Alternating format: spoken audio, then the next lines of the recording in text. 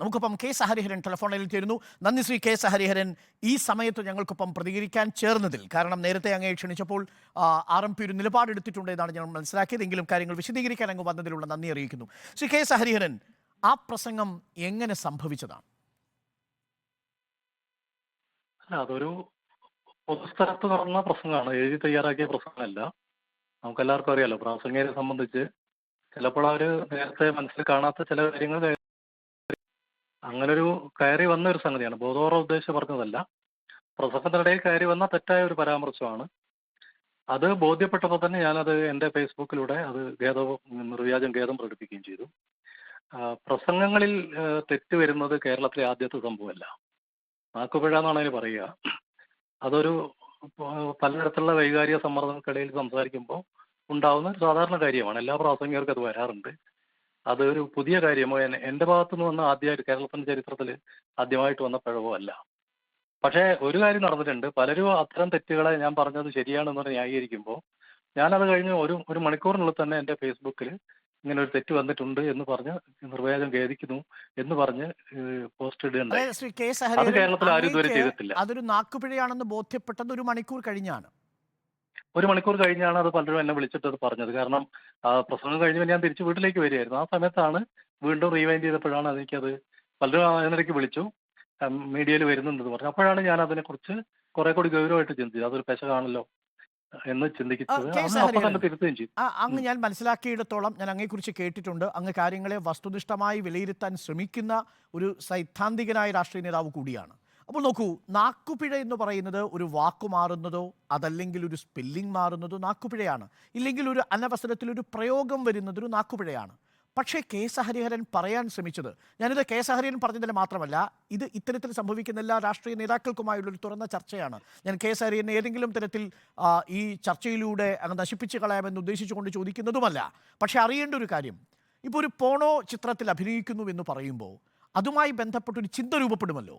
ഇപ്പോൾ മാർസൊക്കെ പ്രോസ്റ്റിറ്റ്യൂട്ട്സിനെ കുറിച്ച് പറഞ്ഞിരിക്കുന്നത് ഒരു വർഗ രാഷ്ട്രീയത്തിൻ്റെ അടിസ്ഥാനത്തിലാണ്. അപ്പോൾ ഒരു പോണോ സിനിമയിൽ കെ കെ ശൈലജ ടീച്ചറിനെതിരെ ഒരു പോണോ ചിത്രം ഉണ്ടാക്കി എന്ന് പറഞ്ഞാൽ വിശ്വസിക്കുമോ?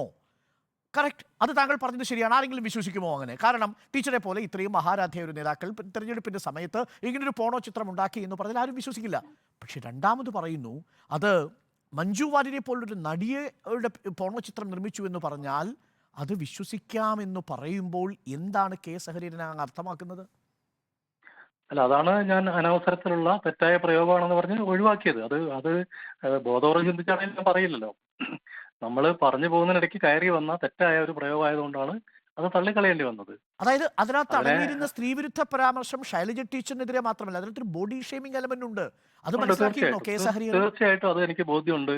ഞാൻ അതുകൊണ്ടാണ് അത് തള്ളിക്കളഞ്ഞത്. ബോഡി മാത്രമല്ല എന്റെ ഭാഗത്തുള്ള ഒരു പ്രശ്നം ബോഡി ഷേമിംഗ് മാത്രമല്ല, അത് തെറ്റായ രാഷ്ട്രീയം അതിനകത്തുണ്ട്. തെറ്റായ രാഷ്ട്രീയ നിലപാടാണെന്ന് ബോധ്യമാവുന്നുണ്ട്. അത് പുരുഷാധിപത്യരായ ഒരു നിലപാടാണ് അതിൽ വന്നത്. സ്വാഭാവികമായിട്ടും എന്നെ പോലുള്ള ആളുകൾ ആ നിലയ്ക്ക് കുറെ കൂടി ഗൗരവമായിട്ട് പൊതുസമൂഹത്തിൽ പ്രവർത്തിക്കുമ്പോൾ ഇത്തരം പുരുഷാധിപത്യരായ തോന്നലുകളിൽ നിന്ന് രക്ഷപ്പെടേണ്ടതാണ്. പക്ഷെ നിർഭാഗ്യവശാൽ അത് നമ്മുടെ അബോധത്തിൽ കിടക്കുന്ന ഒരുപാട് കാര്യങ്ങൾ നമുക്ക് ഇത്തരം സന്ദർഭങ്ങളിൽ മാത്രമേ അതേക്കുറിച്ച് കൂടുതൽ ചിന്തിക്കാൻ പറ്റുള്ളൂ.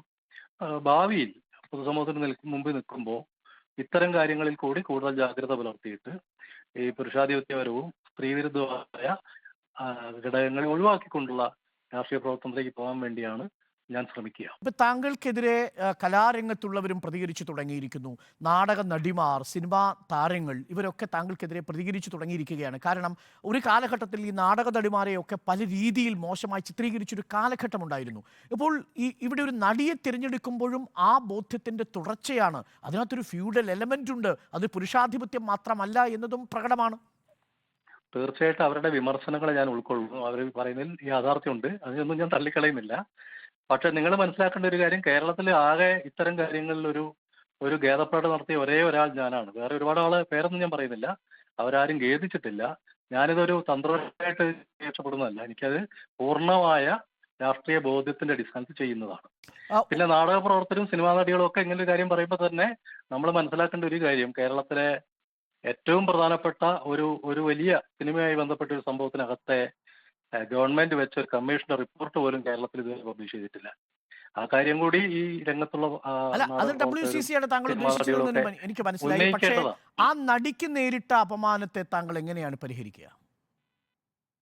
ഞാൻ അവരോട് എനിക്ക് അവരെ നേരിട്ട് അറിയില്ല. ഞാൻ അവരോട് ഖേദപ്രകടനം നടത്താൻ തയ്യാറാണ്. എനിക്കത് യാതൊരു മടിയുമില്ല. നമ്മുടെ ചാനലിലൂടെ തന്നെ വേദനിപ്പിച്ചിട്ടുണ്ട്. റിപ്പോർട്ടർ ചാനൽ ഒരു പക്ഷേ മഞ്ജു വാര്യർ ഇത് കണ്ടാൽ ഇല്ലെങ്കിൽ നമ്മളുടെ വെബിൽ നിന്ന് ഈ കണ്ടന്റ് മഞ്ജു വാര്യർക്ക് നമ്മൾ അയച്ചു കൊടുക്കുകയും ചെയ്യാം. മഞ്ജു വാര്യരോട് താങ്കൾക്ക് പറയാനുള്ളത് എന്താണ്?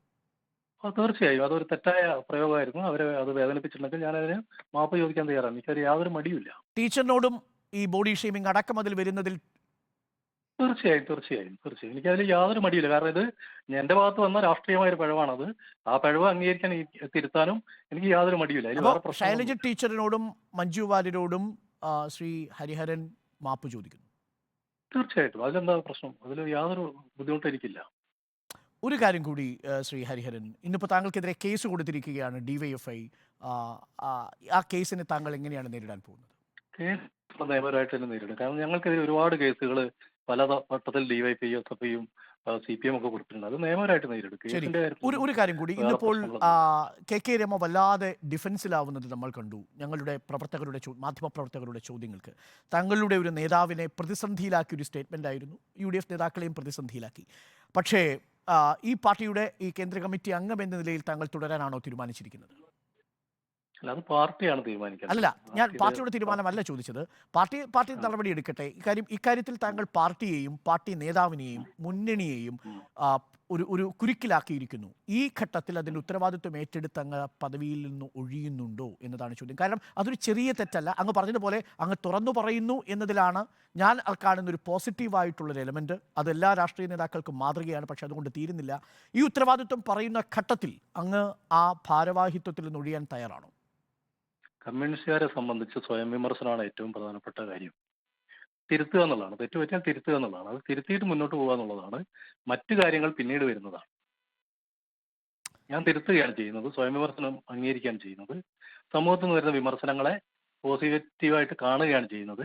മറ്റു കാര്യങ്ങളൊക്കെ ഇതിനെ പിന്നാലെ വരുന്ന കാര്യങ്ങൾ മാത്രം. ഓക്കെ, ഹരിഹരൻ, താങ്കളുടെ പ്രസംഗം കേട്ട് കൈയിടിച്ച ചില നേതാക്കളുണ്ട്. അവരാരും മാപ്പ് പറഞ്ഞിട്ടില്ല. അല്ല, അവർക്ക് അതിൽ ഉത്തരവാദിത്വം ഇല്ലല്ലോ. അത് ഉത്തരവാദിത്വം എനിക്ക് മാത്രമേ ഉള്ളൂ അതിൽ. പക്ഷെ കൈയടിക്കുമ്പോൾ അതിന് പ്രോത്സാഹനം നൽകുമ്പോൾ അവർ ആ കുറ്റകൃത്യത്തിന്റെ പങ്കാളികൾ കൂടിയാവുന്നു. അല്ല, കൈയടിച്ചത് ഈ കാര്യത്തിലല്ല. കൈയടിച്ചത് ഞാൻ അതിനു മുമ്പ് പറഞ്ഞ ചില ആ പ്രസംഗം മുഴുവൻ കേൾക്കാത്തതുകൊണ്ടാണ്.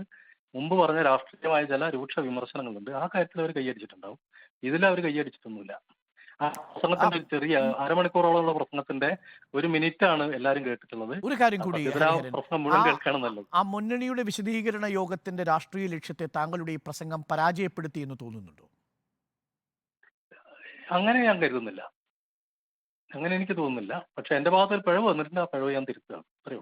അതൊരു വലിയ രാഷ്ട്രീയ പിഴവ് കൂടിയാണ്. Thank you Shri Hariharan. ഞാൻ താങ്കളെ അധികം ചോദിച്ച് ബുദ്ധിമുട്ടിയതില്ല. കാരണം താങ്കൾ പറയാനുള്ളതെല്ലാം ആത്മാർത്ഥമായി പറയുന്നു എന്നുള്ളത് കൊണ്ട് തന്നെ ഞാൻ മറ്റ് ഒരു ലെവലിലേക്ക് ആ ചർച്ചയെ കൊണ്ടുപോകാൻ ഉദ്ദേശിക്കുന്നില്ല. ചർച്ചയിൽ താങ്കളോട് ചോദ്യങ്ങൾ ചോദിക്കാൻ ഒരു പക്ഷേ ധാരാളം ആളുകൾക്ക് ആഗ്രഹമുണ്ടാവും. പക്ഷേ താങ്കൾ വളരെ വ്യക്തമായ കാര്യങ്ങൾ വിശദീകരിച്ചിരിക്കുന്നു. പൂർണ്ണമായും താങ്കൾ ആ വിഷയത്തിൽ തെറ്റുകാരനാണെന്ന് അങ്ങ് സ്വയം അംഗീകരിക്കുന്നു, മാപ്പ് പറയുന്നു. മഞ്ജു വാര്യരോട് മാപ്പ് പറയുന്നു, ശൈലജ ടീച്ചറിനോട് മാപ്പ് പറയുന്നു, ഒപ്പം കേരളത്തിൻ്റെ പൊതുസമൂഹത്തോട് മാപ്പ് പറയുന്നു. തന്നിൽ അറിയാതെ അങ്കുരിച്ച, ഉള്ളിൽ ഉറങ്ങിക്കിടന്ന അബോധ തലത്തിലുള്ള ഒരു പുരുഷാധിപത്യത്തിൻ്റെ രാഷ്ട്രീയമാണത്. രാഷ്ട്രീയമായി ശരിയല്ല എന്നത് അംഗീകരിക്കുന്നു.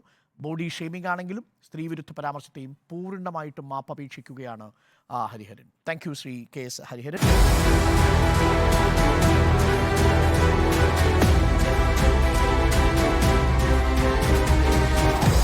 Debate with Arun Kumar.